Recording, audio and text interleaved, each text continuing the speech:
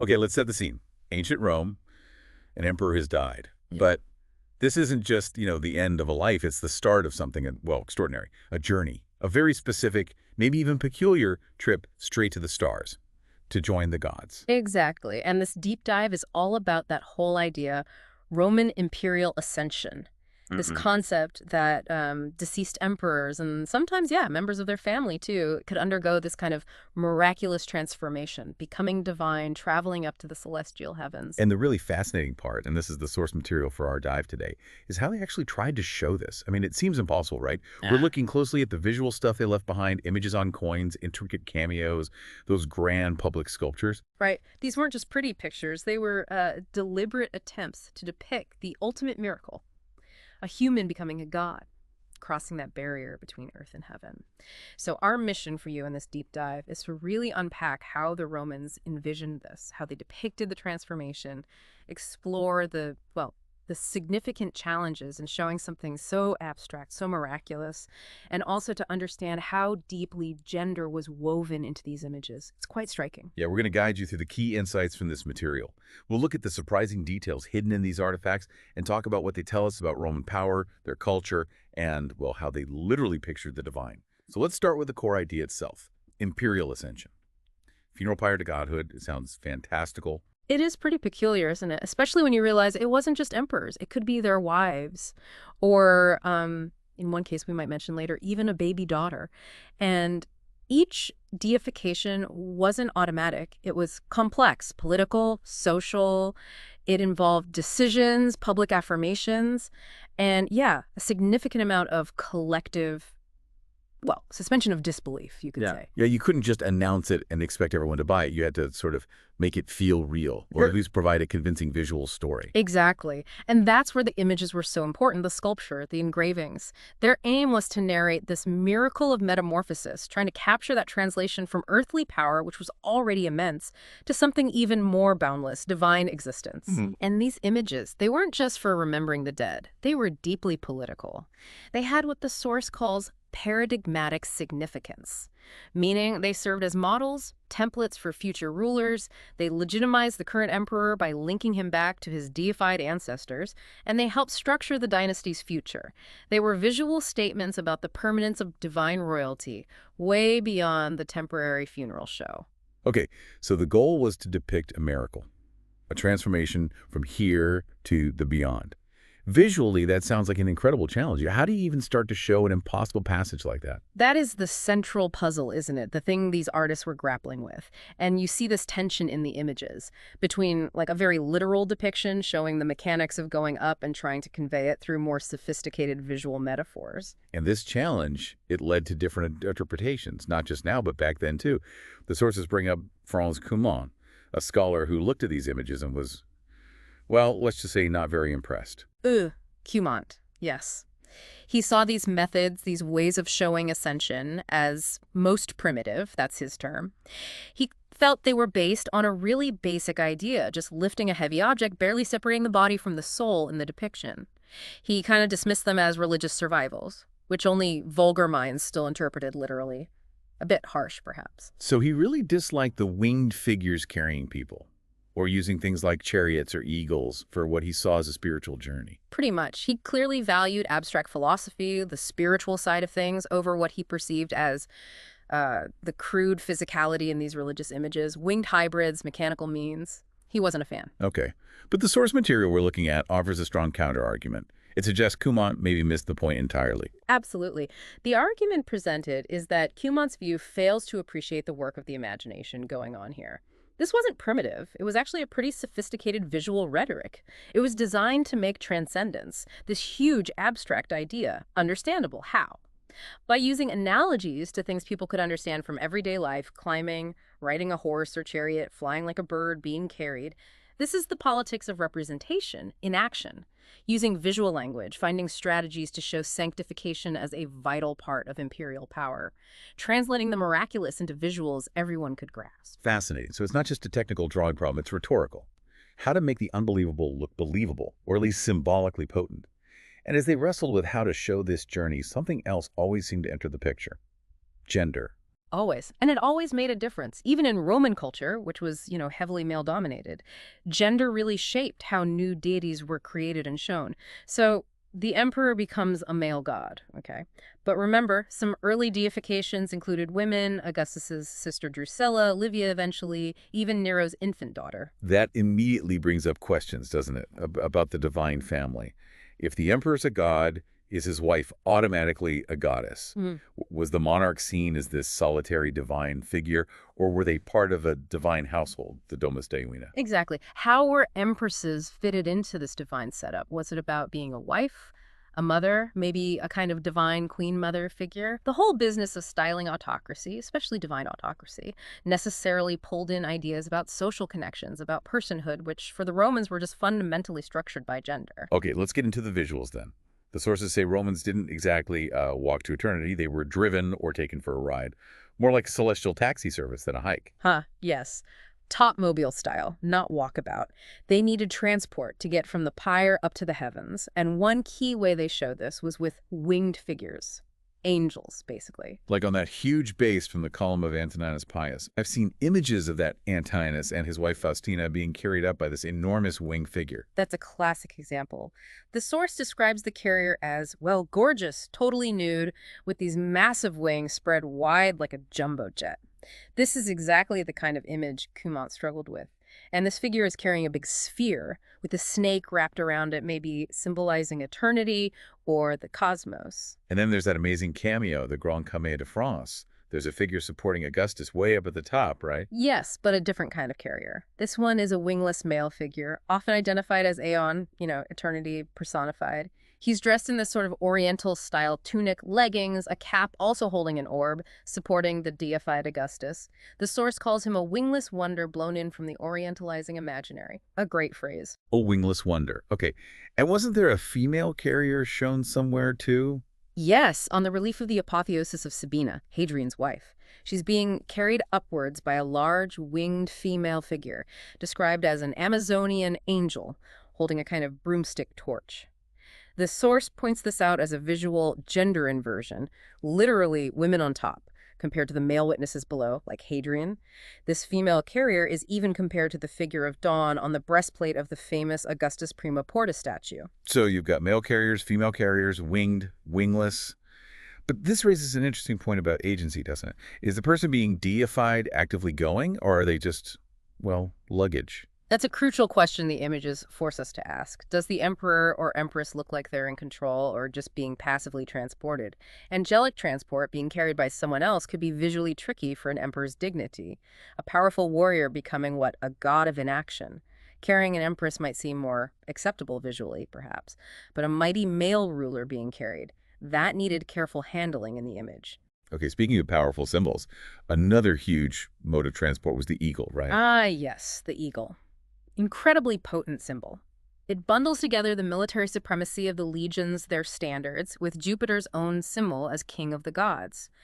And it strongly cued apotheosis because of that real-life custom of releasing an eagle from the emperor's funeral pyre, a visual signal.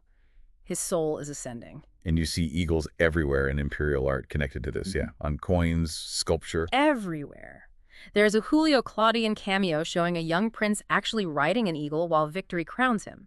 Hadrianic coins show both his wife Sabina on an eagle, often with consecratio written on it, and Hadrian himself on an eagle. Coins under Antoninus Pius show his wife Faustina on an eagle, and later Marcus Aurelius is shown on one too. But the gender thing shows up here as well, eventually. It does. From Faustina the Younger onwards, you start seeing empresses on coins, often using peacocks linked to Juno, queen of the gods, while emperors stick with the eagle, linking them to Jupiter. A pretty clear visual split based on gender. Jovian versus Juno-esque transport. And maybe the most famous eagle image is inside the Arch of Titus in Rome, where the eagle's carrying Titus upwards. Oh, definitely. It's very dynamic. You see the eagle's talons, its underbelly, and Titus is sort of peering down from its back. There are even small figures below who look like they're holding the sky open. But the source highlights a subtle risk here. By showing such a realistic, carnal bird, the image might flirt with the idea of a predatory raptor. It potentially blurs the line between divine ascension and mythological abduction, like Ganymede being snatched by Zeus as an eagle. Could it make the divine prince look like a Ganymede victim? Zeus's plaything. Wow, connecting Imperial Apotheosis to the Ganymede myth. That adds a whole fascinating, maybe slightly unsettling layer. And the sources mentioned Ganymede paintings were known, right, in Nero's palace, other places. So the comparison was definitely possible. Yes, the imagery was certainly around. Now, a different mode of transport, the chariot, might seem to avoid some of those particular risks. That makes sense. Chariots scream triumph, military victory. Plus, they link back to Greek heroes like Heracles, going up with Athena's help, and the Roman foundation myth Romulus, taken to heaven in Mars's chariot. Lots of powerful associations. Precisely. Take the Belvedere altar, for instance. It shows Julius Caesar. He's in a four-horse chariot. The horses are rearing up dramatically. But Caesar himself stands steady, almost oblivious. His power seems defined by the admirers around him, a citizen, a group with a woman and boys. The source says he's no one's passenger, but seems only in control of himself, not the chariot. He looks almost static, doesn't he? Like a statue on a moving platform rather than someone driving to heaven? Perhaps. Now contrast that with the great Antonine altar. This shows Lucius Verus, heavily armored, in a chariot. But here, victory helps guide the horses. Attendants are steadying them. The sun god and a female figure, maybe Virtue, are overseeing it all, and there's an earth goddess, Tellus, under the wheels, attributing power to him. So Lucius Verus is getting a lot more help than Caesar seemed to need. Considerably more, yes. It makes you wonder, does he look like he's taking over from Heliosol, the Sun King? Or does he just look like a general who's borrowing a chariot and is maybe over-provided with assistance? And even chariots weren't risk-free for showing ascension. No, they had their own visual pitfalls. If the divine figure just stands there like Caesar almost does, it can look like just another earthly triumph, not a heavenly ascent. But if you try to show purposeful, dynamic skyward movement, the figure risks looking like an abducted heroine or a stolen bride, maybe even a prisoner of some outsized hit-and-run charioteer.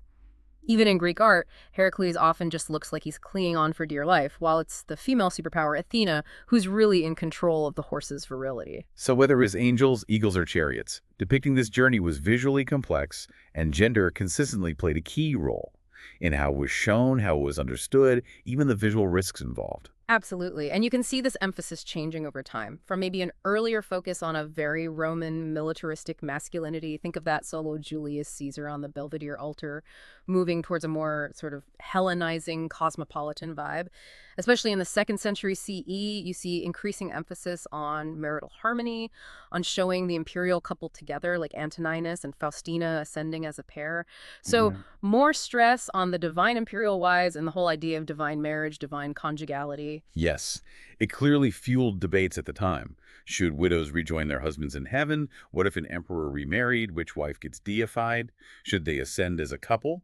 We hear that Marcus Aurelius, for instance, carried an image of his deceased wife Faustina with him everywhere. That suggests a strong connection. But the source points out it wasn't just a simple straight line from solo male to couple, right? Correct. It's more complex. Debates about deifying wives existed early on, drawing on myths like Romulus and his wife Hersilia, and the solo male divine figure certainly persisted. We just talked about Lucius Verus. Plus, Hadrian's era saw the creation of this sort of meta-dynasty of past male divine emperors. So it's more like a complicated visual conversation happening across gender lines over time, not just a simple story of change. Exactly. A visual discourse across gender axes.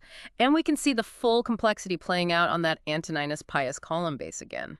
The scene with Antoninus and Faustina together is described as having emphatic gender binarism. The figures below them, Youth and the obelisk, are visually linked to Antinous. Roma, the personification of Rome, is linked to Faustina. Notice his huge scepter with an eagle on top. Her staff is much more modest, and they look rather small compared to the allegorical figures below, almost statuesque, passive. And those big eagles flanking the scene are like Romanized victory figures, connecting this image of the couple back to military power. Precisely. And notice Faustina's eagle might look slightly larger, but Antoninus effectively has two eagles connected to him, the one carrying him up and the one on his scepter. It ties this whole scene directly back to the military reliefs carved on the other sides of the base. And significantly, the big bronze statue of the emperor that originally stood on top of the column. He was up there alone, no wife beside him. As the source puts it, two on a pedestal don't go. A great line. Sums up the ultimate solo nature of the emperor's image. Yet that central relief, the carrier figure described as a dream boat built for two, Yeah. is carrying that sphere, symbolizing the cosmos or eternity. And when depicting shared divinity like this, it seems the Amazonian female angel who carried Sabina is replaced by this powerful male figure, almost like the Belvedere Apollo statue. It seems to impose the loveliest of male bodies onto this image of shared ascent. And there's that really curious detail mentioned, a fig leaf, right at the center of the carving, almost pointed to by Antoninus's scepter. Yes, it seems deliberately placed, marking the very heart of this representation of shared divinity. The interpretation offered is that this image assigns the beautification of male bodiliness to the imperial couple's joint journey. This idealized, powerful male form, carrying them both, becomes the visual badge of marital ascension here. It's a really intricate layering of gender, power, divinity, and aesthetics. It really underscores how these images weren't just simple pictures, but complex visual arguments. And maybe sometimes this complexity could border on, well, the absurd. The sources definitely suggest that the risk of absurdity, or at least awkwardness, was always lurking, both for ancient viewers and for us now. Remember, apotheosis imagery wasn't the same everywhere. Provincial artists often created their own versions, their own Romes. Private art, like gems, didn't always follow the rules of big public monuments. It looked different depending on the region, the time period, the scale, even the room it was in. And gender shaped all these variations too. And the potential for people to find it funny or just not buy it. Oh, absolutely. The images, because they were trying to show something so grand, so unbelievable, could easily become targets for satire or skepticism. We don't have tons of written evidence for this, but hints exist. Like Seneca's Apocolocyntosis, that satire making fun of Emperor Claudius stumbling towards heaven, or Emperor Vespasian's famous deathbed quip, supposedly, by Puto Deus Fio, "Oh dear, I think I'm becoming a god." It suggests the sheer pomp of the official consecration ceremony almost inherently courts provocation.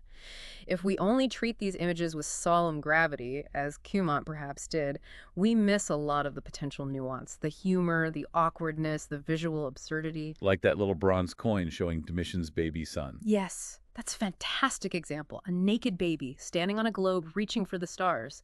The source calls it apotheosis without ascension. He's already divine, no journey needed. A kind of pancreatic baby Jupiter in the making, all powerful, but a baby. It's quite something. Or going back to the Grand Camé, those princes on the sides who aren't quite at the top level with Augustus. Right. They show ascension without apotheosis. They're rising, striving towards the divine realm, but they haven't achieved that serene, enthroned godhood that Augustus has in the center. These examples just highlight the tensions, the different ways divinity could be imagined, and the potential for, well, visual or even conceptual awkwardness in trying to depict such a profound and politically charged event. So after all this, why does diving deep into these ancient Roman images of people flying to heaven matter to you listening today? Well, it matters because this Roman imperial ascension imagery is just such a powerful, complex case study. It shows us how a society visualizes things that are fundamentally abstract, intangible. Think about concepts like power, transformation, the divine, ultimate success. You can't literally draw those things easily. But the Romans created this incredibly rich, nuanced visual language to try and make them seem real, comprehensible, potent. Yeah, it's a perfect demonstration of the politics of representation, isn't it? How images are never neutral. They're tools used to legitimize rulers, solidify dynasties, project authority, build, cultural capital around the imperial family and their right to rule. And crucially, it reveals how gender was used as a fundamental language, a framework to structure these powerful ideas. The visual choices, who gets carried, who rides the eagle versus the peacock, who's shown solo versus coupled, these weren't random artistic whims. They used gender, sometimes reinforcing existing norms, sometimes challenging them in really interesting ways, but always using it to shape the conversation around power, divinity, and how you attain ultimate status. It's like a window into how they use bodies, metaphors, and symbolic transport to make the impossible seem real and politically powerful. So we've taken quite a journey ourselves through the visual world of Roman imperial apotheosis, from solo emperors soaring on chariots and eagles, To couples being carried aloft by sometimes surprising angelic figures. always navigating the challenges of showing a miracle, and always wrestling with the language of gender to depict ultimate power, both on earth and supposedly in the heavens. And these images, they were clearly much more than just bland religious art. They were potent political statements, elaborate cultural performances, and as we discussed, sometimes maybe even targets for a bit of irreverent mockery or critical interpretation, even back then. Okay, so here's a final thought to leave you with. Considering how the Romans used these powerful, often very explicitly gendered visual metaphors to depict abstract ideas like divine ascension and ultimate power, think about our own culture today. How do we visualize similar ideas? Transcendence, maybe? Ultimate success? Even something like technological progress reaching for the sky? What underlying assumptions about gender, about agency, about physicality, or even just what a powerful, successful body looks like? What assumptions might be embedded in our most potent images of transformation, achievement, or reaching for the impossible? It's a question that really connects these ancient artifacts right into the heart of our modern visual world.